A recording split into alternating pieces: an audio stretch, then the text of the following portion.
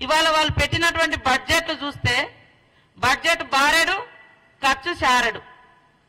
మరి వచ్చినటువంటి నిధులను కూడా తమ ఇష్టానుసారంగా తమకు నచ్చిన పథకాల పేరుతోటి కమిషన్లు వచ్చేటువంటి వాటి కోసం లక్షల కోట్లు ఖర్చు పెట్టి ఇవాళ మేము శ్వేతపత్రం రిలీజ్ చేస్తే వాళ్ళట శ్వేతపత్రం అట.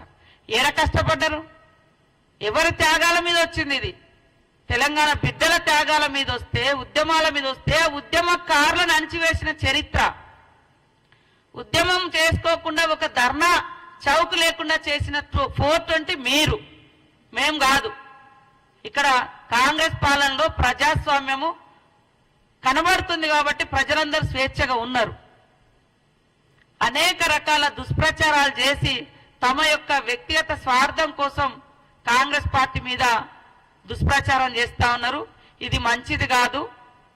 ఇలాంటి దుర్మార్గపు విధానాలను ప్రజలు సహించరు అనే విషయాన్ని గుర్తుపెట్టుకోండి. ప్రజలారా ఆలోచించండి.